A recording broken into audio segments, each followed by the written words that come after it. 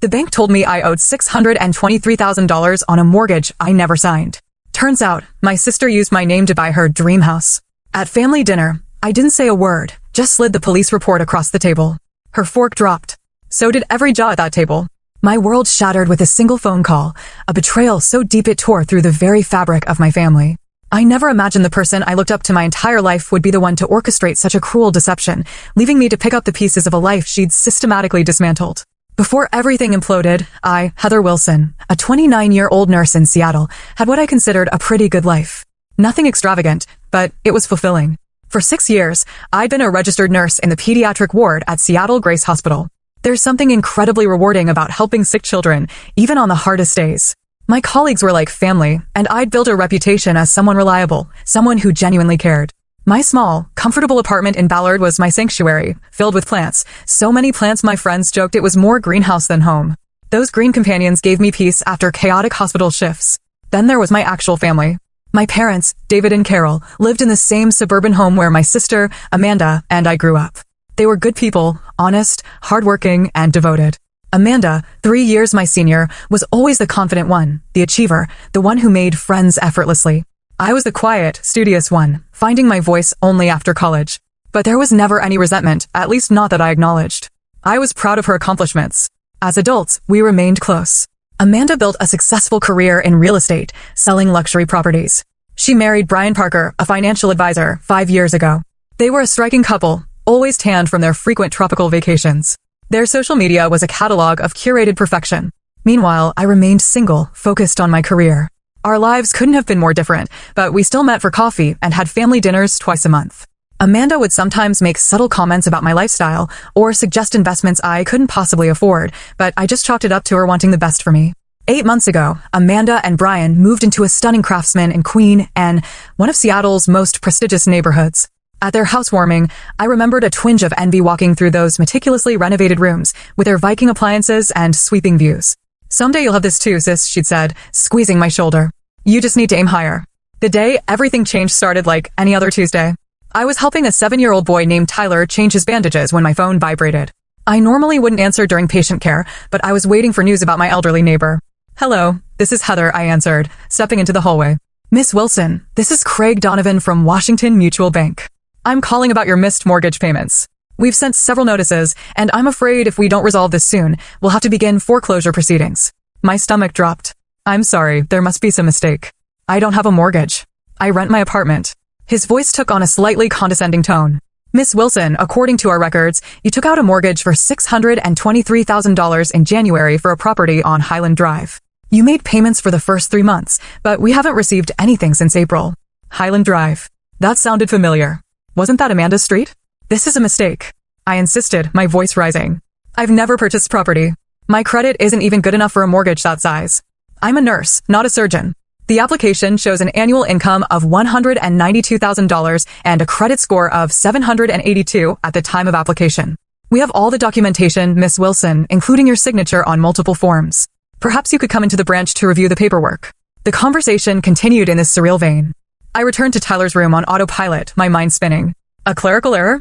Identity theft? But the address. That couldn't be a coincidence.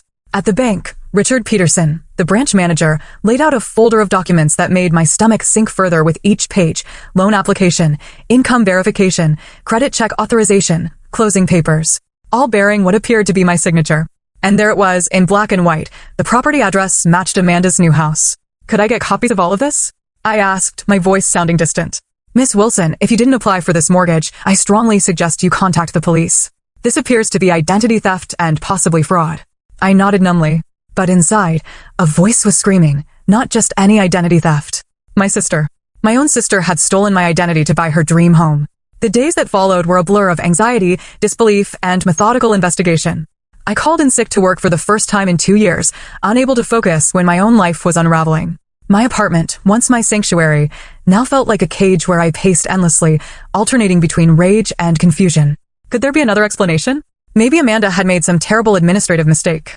But as I stared at the copy documents, that hopeful theory crumbled. This was deliberate. Someone had carefully forged my signature on multiple documents.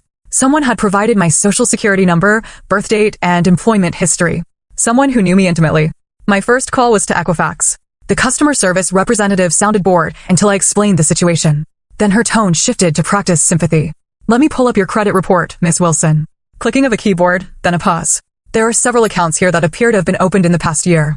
The mortgage is the largest, but there's also a home equity line of credit for $150,000, 3 credit cards with limits between $20,000 and $30,000 each, and a personal loan for $45,000. I felt physically ill. All of these are fraudulent. I didn't open any of them.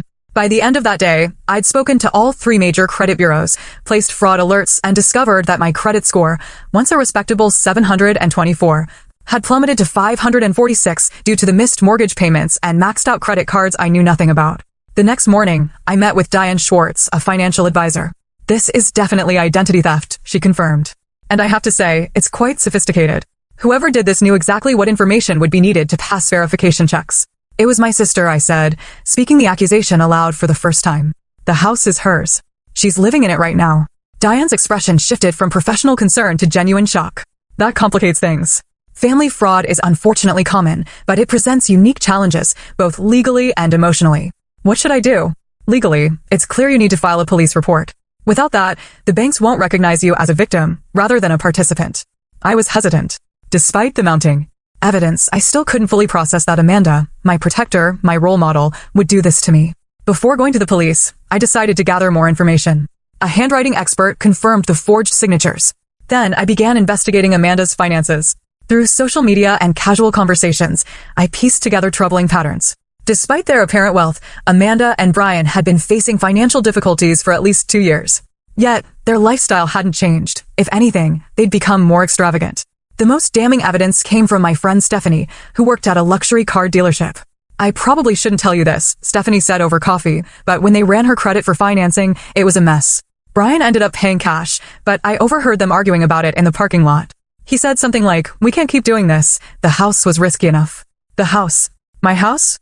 I also discovered multiple credit accounts opened in my name, all linked to online statements with a slight variation of my email address, heatherwilson883@gmail.com, instead of my real heatherwilson1993@gmail.com. Easy to miss in verification processes, but clearly deliberate. Every new piece of information felt like another weight on my chest, making it harder to breathe, harder to deny the truth.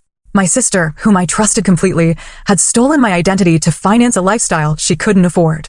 She'd thrown me under the bus without hesitation, leaving me to deal with the financial and legal fallout when it inevitably collapsed. After a week of investigation, I could no longer avoid the necessary step. With a heart that felt like lead, I drove to the Seattle Police Department's Financial Crimes Unit. I sat in a hard plastic chair for nearly an hour before Detective Rachel Thompson saw me. "Heather Wilson," she asked, a woman in her 40s with short brown hair and tired eyes. "I'm Detective Rachel Thompson. Sorry about the wait. Follow me." She led me to a small interview room. "Now, I understand you're here to report identity theft."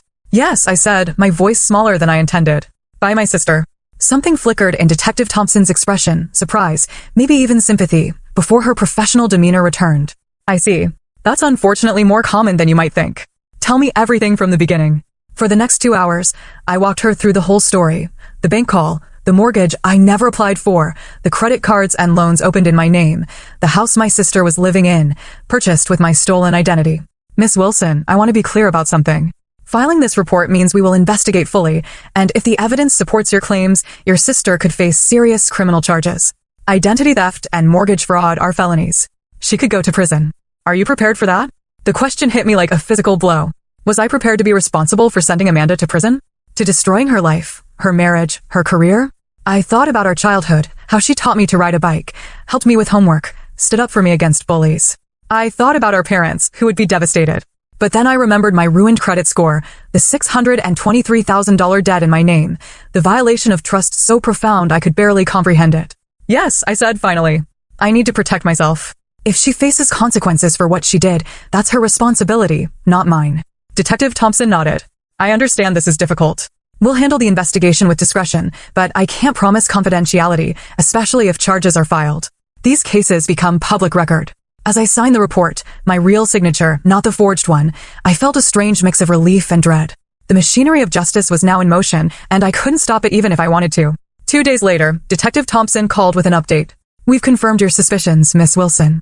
The mortgage application was submitted online using your personal information, but from an IP address traced to your sister's previous residence. We're also investigating her husband's potential involvement. Financial crimes like this are rarely committed by just one person in a household. Brian.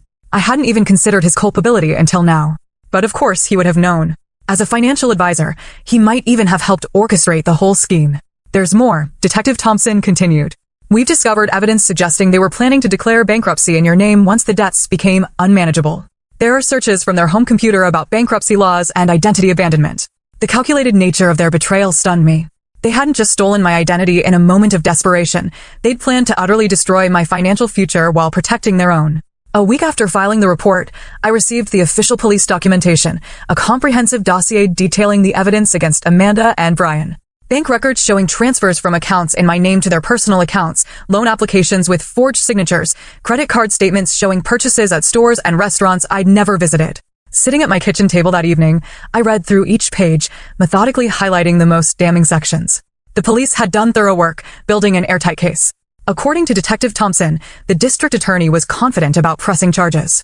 Tomorrow was our bi-weekly family dinner. Amanda would be there, still believing her scheme was undiscovered. She didn't know I'd received the foreclosure notice. She didn't know I'd spent weeks investigating her. She didn't know about the police report that now sat in a manila folder on my counter. As I prepared for bed, my phone chimed with a text from my mother, looking forward to seeing my girls tomorrow. I'm making your favorite lasagna. Love you both. The casual normalcy of it broke something in me. I cried for the first time since this nightmare began, not just for myself, but for our parents, whose world was about to shatter. I spent nearly an hour deciding what to wear for dinner. It felt important. I settled on a simple navy dress, professional, serious. Not my usual casual attire, but this was no ordinary dinner. I applied my makeup carefully, determined that Amanda wouldn't see how much she'd hurt me. I wouldn't give her the satisfaction. As I drove to my parents' home, memories flooded back of happier family dinners. Tonight would be the last of those dinners, at least in any form I recognized. After tonight, nothing would ever be the same. I parked a block away, needing a moment to compose myself. As I walked toward the house, I spotted Amanda's white Range Rover in the driveway. Had that been a lie too? Had it been purchased with fraudulent credit in my name? The familiar smell of my mother's lasagna greeted me. For a second, I considered turning around, driving home, pretending I'd fallen ill. I could confront Amanda privately, give her a chance to make things right without public humiliation. But then I remembered the bankruptcy searches Detective Thompson had mentioned. Amanda and Brian had planned to leave. Me financially ruined while they walked away unscathed. They deserved no mercy. I rang the doorbell, feeling the weight of the police report in my bag like a brick. Heather. My mother opened the door, beaming. She pulled me into a hug. You look beautiful, but so serious. Everything okay at the hospital? Everything's fine, Mom, I lied, returning her hug. Just tired from a long week. Inside, my father was in his usual spot, recliner with a glass of red wine. There's my girl. Want some wine? It's that Oregon Pinot you like. Thanks, Dad, that would be nice. From the kitchen, I heard Amanda's laugh, bright and musical as always. She appeared in the doorway, wearing an expensive-looking cream blouse and tailored pants, her blonde hair perfectly styled, her smile dazzling. Heather, finally. I was telling Mom about this incredible patient success story I heard from Dr. Garner at the club. You should talk to him about potential positions in his practice. The benefits are amazing. The audacity stunned me. Here she was, having stolen my identity, offering career advice as if she had my best interests at heart. I forced a smile. I'm happy where I am, thanks. If she noticed my coolness, she didn't show it. Dinner proceeded with excruciating normalcy. Dad carved steaks, Mom served lasagna. Mark talked about his new project, the kids chattered. Amanda expertly deflected any questions about their finances, always steering the conversation to someone else's affairs. Heather, you're quiet tonight, my father observed as we neared the end of the main course. Rough week. I sat down my fork carefully. You could say that. Anything you want to talk about? Mom asked, her forehead creasing. Amanda jumped in before I could respond. Oh, leave her be, Mom. Not everyone needs to process everything out loud like me. She laughed, flipping her hair. Some people just need to mull things over privately. The irony was almost too much. Here was Amanda, who had committed crimes that would soon become very public, advocating for my privacy. Actually, I said, meeting my sister's eyes directly, there is something I need to discuss with all of you. A flicker of unease crossed Amanda's face, quickly replaced by her usual confident smile. Sounds serious. Let's at least have dessert first. I brought that chocolate mousse cake from Dahlia that you love, Heather. That can wait, I said firmly. The table fell silent. Even the kids sensed the sudden tension. Mark, why don't you take the children into the living room? My mother suggested, her instincts for family drama finally tuned. Once the children were settled, I reached into my bag and pulled out the manila folder. My heart pounded so loudly I was certain everyone could hear it. Amanda's eyes fixed on the folder, her smile faltering. What's that, honey? My father asked. I took a deep breath. The moment had arrived.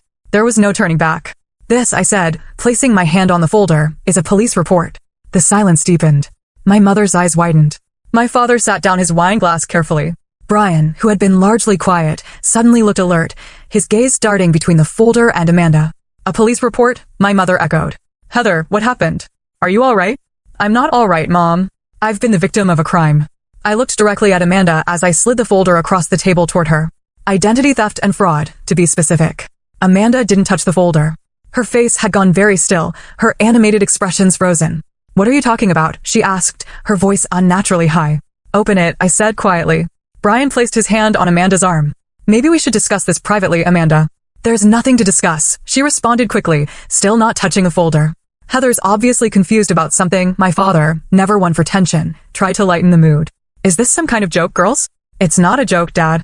I reached across the table and flipped open the folder myself, revealing the first page of the police report with its official letterhead and case number.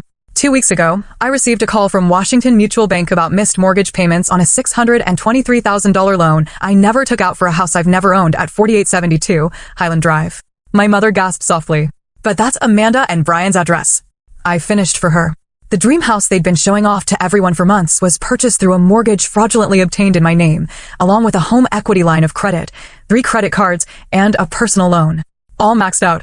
All in default. All eyes turned to Amanda, whose face had drained of color. For several seconds, no one spoke. Then Amanda laughed, a brittle, forced sound. This is ridiculous.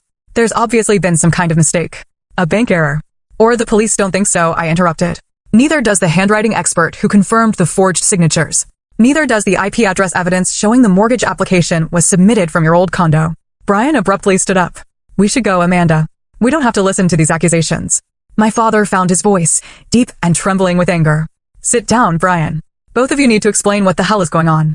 Amanda's demeanor suddenly shifted. The deer-in-headlights look vanished, replaced by cold calculation. Fine. You want an explanation? We hit a rough patch. Brian's firm collapsed when his partner embezzled funds. My commissions dried up during the market correction. We were about to lose everything we'd worked for. So you decided to steal my identity? I asked incredulously. To saddle me with over $800,000 in debt I knew nothing about?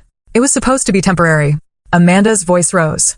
Once the market recovered, once Brian's new clients came through, we were going to refinance everything properly. That's a lie, I said quietly. The police found your searches about declaring bankruptcy in my name. You were never going to make this right. You were planning to destroy my financial future to save yourselves. My mother began to cry softly. My father's face had turned an alarming shade of red. Amanda, he said, his voice dangerously quiet, tell me this isn't true. Tell me you didn't do this to your sister. For a moment, Amanda seemed on the verge of another denial. Then her shoulders slumped. We were desperate. You don't understand what it's like, having achieved a certain lifestyle, certain status, and then watching it all slip away. People were counting on us to be successful clients, friends, family, everyone. I was counting on you to be my sister, I said, my voice breaking. To love me, not betray me. Brian suddenly turned on Amanda. I told you this would blow up in our faces. I told you we should have found another way. There was no other way. Amanda shouted back. Your brilliant investment strategies lost us everything. What was I supposed to do? Not commit felony fraud using your sister's identity. Brian retorted. Do you have any idea what this means? We could go to prison, Amanda. My parents watched this exchange in stunned silence. Then my father stood up, his hands shaking. Get out. Both of you. Get out of my house. Dad, please, Amanda began, her eyes filling with tears. Whether genuine or calculated, I couldn't tell anymore. You have to understand. I understand perfectly, he cut her off. You stole from your sister. You lied to all of us. You were willing to destroy Heather's life to maintain your facade. I don't even recognize you anymore. My mother, still crying, looked at Amanda with devastation. How could you do this after everything we taught you about honesty, about family? What happened to you, Amanda?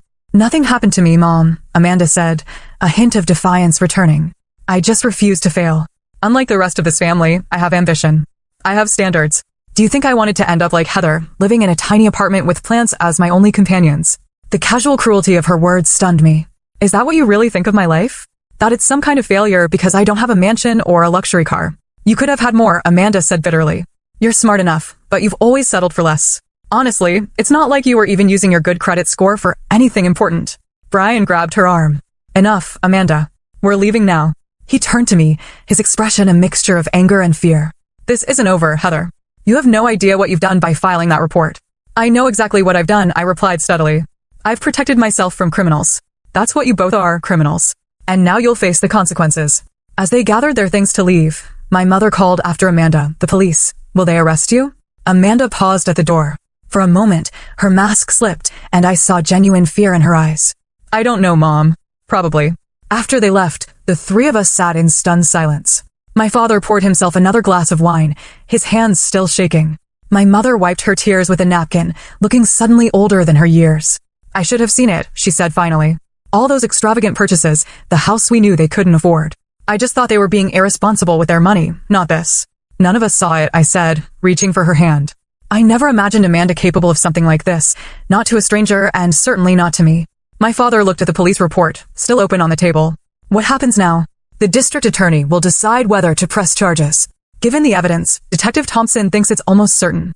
Amanda and Brian will be arrested, probably within the week. And the debts? My father asked, ever the accountant. The mortgage? The credit cards? I'm working with the banks to clear my name. It's a long process, but the police report helps establish that I'm the victim, not a willing participant. My credit is still destroyed, at least for now. We sat together for hours that night, processing the shock, the betrayal, the uncertain future. My brother Mark returned from putting his children to bed, and we explained everything. His initial disbelief gave way to rage on my behalf. I'll testify against her if needed, he said fiercely. What she did to you is unforgivable. As I drove home that night, I felt hollowed out, as if something essential had been scooped from my chest. I had done what was necessary to protect myself, but there was no satisfaction in it, only grief for the sister I thought I knew and the family that would never be the same. The immediate aftermath of that fateful dinner played out like scenes from someone else's life, a television drama I was somehow starring in without having auditioned for the role. 3 days after the confrontation, Detective Thompson called. Arrest warrants had been issued for both Amanda and Brian. They were taken into custody at their home, my home, according to the fraudulent mortgage, and charged with multiple felonies, identity theft, fraud, forgery, and conspiracy. Their arrests made the local news. Prominent Seattle realtor and financial advisor charged in identity theft scheme, read the headline. The article mentioned that the victim was Amanda's sister, though thankfully withheld my name. Still, anyone who knew our family could easily figure it out. My phone buzzed constantly with messages from concerned friends, distant relatives, and even former classmates. I turned it off, unable to face the well-meaning but intrusive questions. My parents retreated into a shell of shock and humiliation. Dad stopped attending his weekly golf games, unable to face friends who had undoubtedly seen the news. Mom took a leave of absence from teaching. Their social circle, built over decades, suddenly felt threatening. Everyone must be talking about us, Mom said during one of my visits. Wondering where we went wrong with Amanda. You didn't go wrong, I assured her, though part of me wondered the same thing. Had there been signs of Amanda's moral flexibility that we'd all missed or excused over the years? The pressure from my family to drop the charges began subtly at first, then grew more insistent as the reality of Amanda's situation became clearer. She and Brian had been released on bail, but were required to surrender their passports. Their assets were frozen, including the house, which the bank was now moving to reclaim. She made a terrible mistake, my mother pleaded over the phone one evening. But she's still your sister, still our daughter. Couldn't you ask the district attorney to reduce the charges? Maybe some kind of probation instead of prison, Mom? She stole my identity. She planned to declare bankruptcy in my name. Do you understand what that would have done to me? I wouldn't have been able to rent an apartment, get a car loan, maybe even keep my job if it required a security clearance. She was willing to destroy my life. I know, honey, what she did was inexcusable, but she has 2 young children. Think about your niece and nephew growing up without their mother. That was the hardest part. Harper and Ethan, 5 and 7, innocent in all this. I adored those children. Now they might lose their parents to incarceration because of my police report. My resolve wavered. It was Stephanie who helped me regain my perspective during a much-needed night out. Listen to me, she said, setting down her vodka tonic firmly. Amanda chose to commit multiple felonies. Amanda chose to victimize her own sister. Amanda chose to put her children at risk by engaging in criminal behavior. None of that is on you. The consequences are hers to bear, not yours to ameliorate. But my parents. Your parents are doing what parents do, trying to protect their child. But they're protecting the wrong child in this scenario. You're the victim here, Heather. Don't let them make you feel guilty for standing up for yourself. She was right, of course. When I met with a district attorney the following week, I made it clear that I was not interested in dropping or reducing the charges. Miss Wilson, I want to commend your resolve, said Prosecutor Natalie Chen. Many identity theft cases involving family members never make it to court because victims withdraw under family pressure. But these crimes have real consequences and they merit real punishment. The legal proceedings moved forward with excruciating slowness. Through it all, I had to continue working, paying my bills, and attempting to repair my shattered credit. I'll never Forget the day Amanda and Brian finally accepted a plea deal 9 months after my confrontation. I sat in the courtroom, watching as my sister, thinner now, her designer clothes replaced by a modest navy suit, stood before the judge. Amanda Parker, you have pleaded guilty to 1 count of identity theft, 1 count of fraud, and 1 count of conspiracy, the judge stated. Before I pronounce sentence, do you wish to make a statement? Amanda turned slightly, her eyes finding mine in the gallery. For a moment, I saw a flicker of the sister I'd grown up with, vulnerable, human, flawed. I want to apologize to my sister, she said, her voice steady but subdued. What I did was unforgivable. I betrayed your trust in the worst possible way, and I'll regret it for the rest of my life. I was selfish and desperate and terrified of failure, but that's no excuse for hurting the person who has always supported me and believed in me. I'm so sorry, Heather. The judge sentenced Amanda to 18 months in federal prison, with Brian receiving 12 months. Both would serve 3 years of supervised release afterward and were ordered to pay full restitution. As Amanda was led away, our eyes met one final time. There was so much unsaid between us, so much damage that might never be repaired. I didn't know if I could ever forgive her, but in that moment, I acknowledged the complexity of my feelings, the anger and betrayal intertwined with memories of shared childhood, of love that had been real despite everything that came after. The weeks following the sentencing were a blur of practical matters. The bank foreclosed on the house, selling it at auction. I worked with credit agencies to remove the fraudulent accounts from my record, a frustratingly slow process. My relationship with my parents remained strained. They visited Amanda regularly but rarely mentioned these visits to me. We tried to maintain some semblance of family connection, but our conversations were superficial, carefully avoiding the elephant in the room. Thanksgiving came and went, the first one in my memory without a full family gathering. Christmas was equally fractured. The traditions that had anchored our family life for decades had been shattered along with our trust. The day the bank finally removed the fraudulent mortgage from my credit report felt like emerging from a long, dark tunnel. My credit score was slowly recovering. I'd moved to a new apartment, wanting a fresh start in a place untainted by memories of betrayal. As winter turned to spring, I received an unexpected letter. Not from Amanda, who had written several times with apologies I wasn't ready to accept, but from my niece, Harper. In wobbly handwriting on pink paper, she had written, "Dear Aunt Heather, I miss you a lot. Grandma says you're mad at Mommy because she did something bad.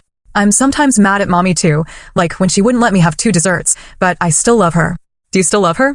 Can you come see me and Ethan? We have a new apartment, but it's small and doesn't have a garden like the big house. Love, Harper." The innocence of a child who couldn't possibly understand the magnitude of what had happened brought tears to my eyes.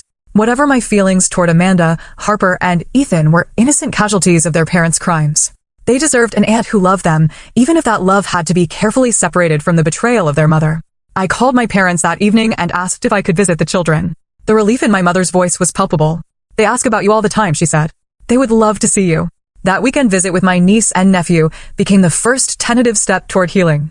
Not forgiveness, exactly, but a recognition that family bonds, even when severely damaged, don't simply disappear.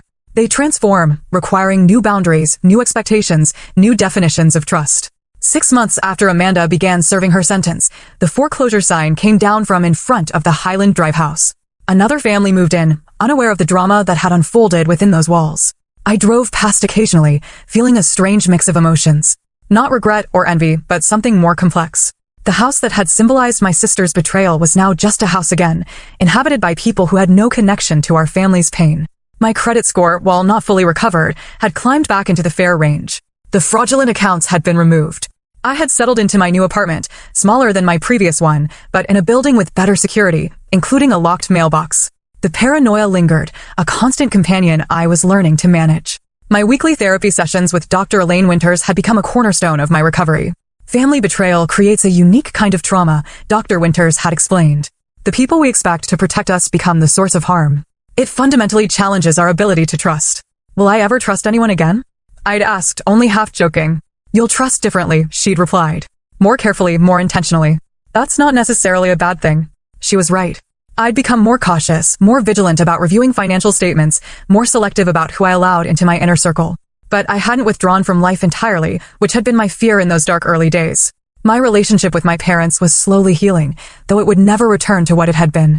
The strain of divided loyalties, their natural instinct to support Amanda, my legitimate need for validation as the victim, it created an underlying tension. But we were trying, all of us. Sunday dinners had resumed, though less frequently and with a careful avoidance of certain topics. Your father and I visited Amanda yesterday, my mother mentioned during one such dinner, watching my face carefully. How is she? I asked, surprised by my own genuine curiosity. Managing. Teaching an ESL class to other inmates. She asked about you. I nodded but offered no response. I still wasn't ready to visit Amanda, to face her across a prison table and hear more apologies. Maybe someday, but not yet. My father, who had been mostly silent on the subject of Amanda for months, suddenly spoke up. She's different in there. Humbled, I think. I think she's finally understanding the magnitude of what she did to you. It was the first time he had so clearly acknowledged me as the victim rather than focusing on Amanda's suffering. The validation, though long overdue, meant more than I could express. Thank you for saying that, Dad, I said quietly. The most unexpected support came from extended family. My cousin Rachel, who I'd never been particularly close to, reached out. I never told anyone in the family. She confided over coffee, but my college roommate stole my identity, opened credit cards, ran up thousands in debt. I know something about what you've been through. What did you do? I asked. Pressed charges, just like you. Lost friends who thought I was overreacting. Never regretted it for a minute. Finding this community of understanding, other identity theft victims who truly comprehended the violation I'd experienced, became an important part of my healing. I joined an online support group and eventually began attending in-person meetings of a financial crime survivors network. There, I met people from all walks of life whose stories echoed aspects of mine: the shock of discovery, the painstaking process of clearing their names, the broken relationships with those who couldn't understand why they wouldn't just forgive and move on. In their company, I didn't have to explain or justify my feelings. They already knew. Through this network, I connected with a nonprofit organization dedicated to helping identity theft victims.